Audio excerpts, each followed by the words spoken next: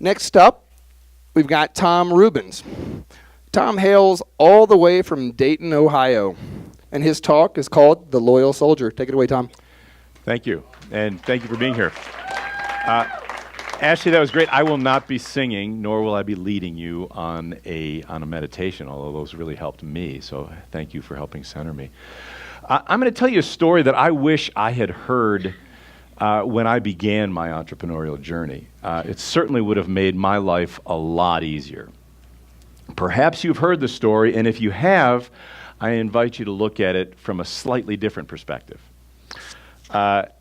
Second World War, towards the end of the Second World War, a group of Japanese soldiers were stationed in the Philippines on a remote island. And the last orders that their commanding officer, who was a lieutenant, the last orders that he received were, don't leave your post, we'll come back and get you. That was it. Stay and fight. Don't leave.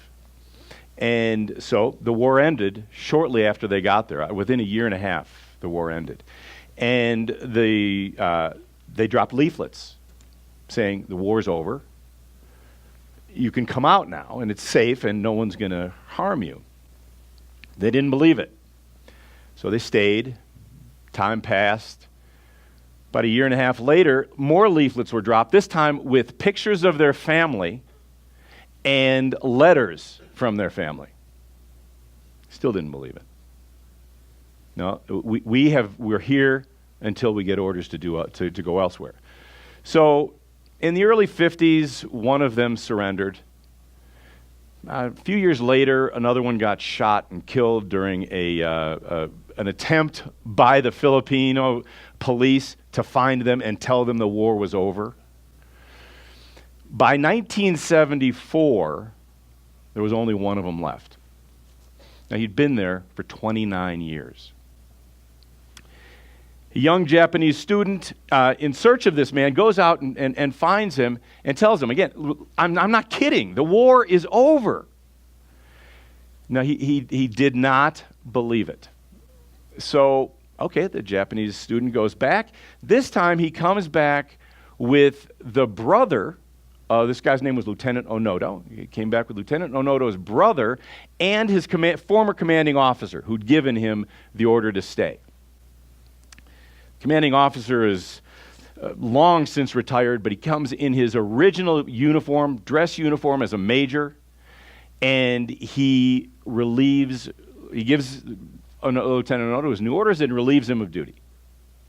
His brother's there. I'm telling you, the war is really over. He says, okay. And he turns over his sword, his hand grenades. He had a knife that his mother had given him when he entered the service. And she said, kill yourself if you're about to get captured. Gives that up. And he goes home.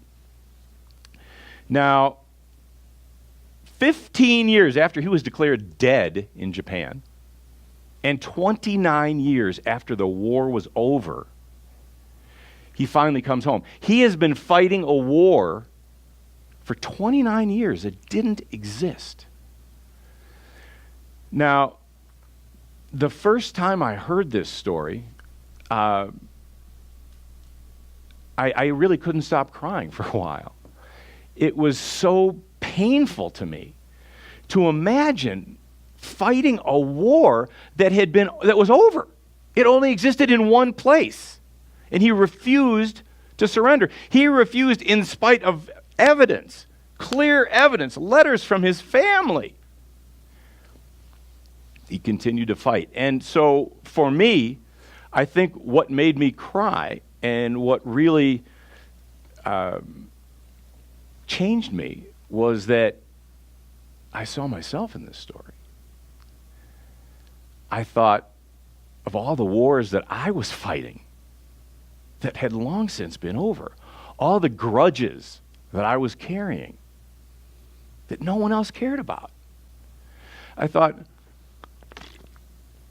of every person who had ever been in a position of authority, which would include my parents, my teachers, anyone who ever tried to tell me what to do.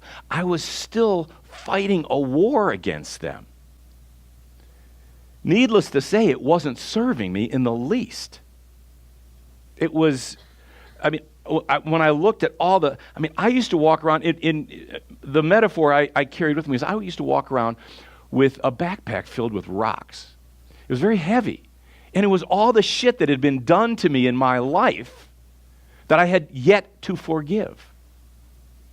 No one else cared, but I just could not forgive these people. So,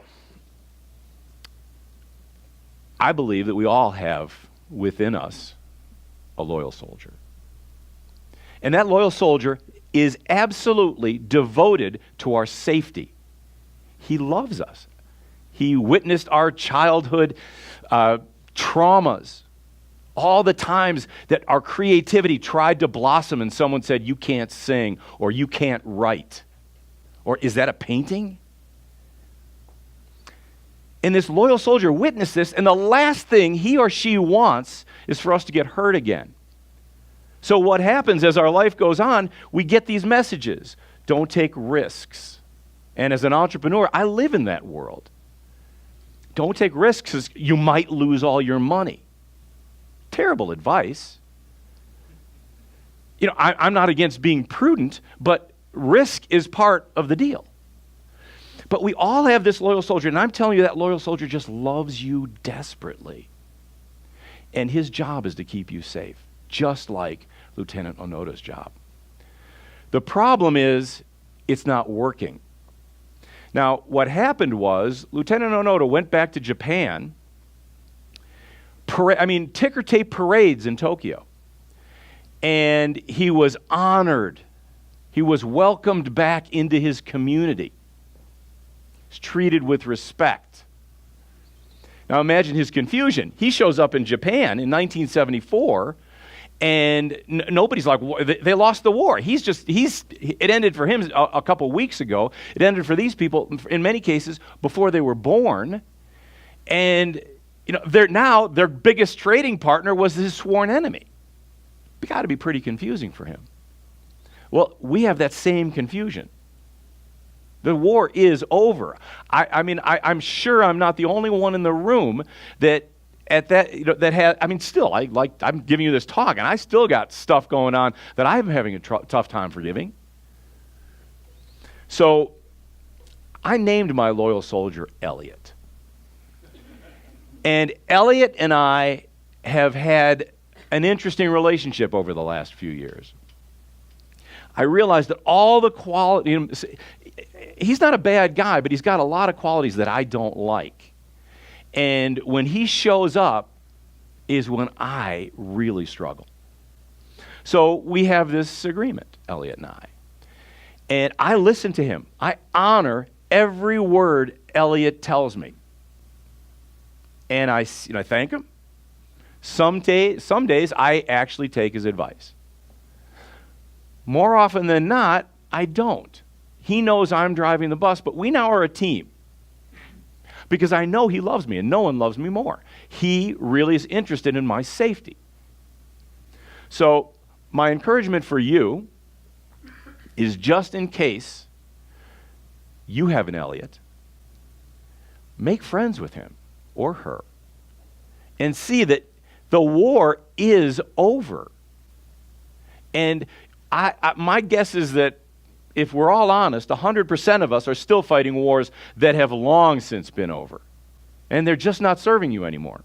Whatever your chosen profession is, if you're an entrepreneur, an artist, or you just really want to be a great employee, make friends with your loyal soldier. But do not let your loyal soldier drive the bus, because that most certainly isn't going to serve you. So I thank you for your attention. I hope that this little story will help you as it helped me when I first heard it. And I can tell you that Elliot and I are rooting for you. So thank you very much.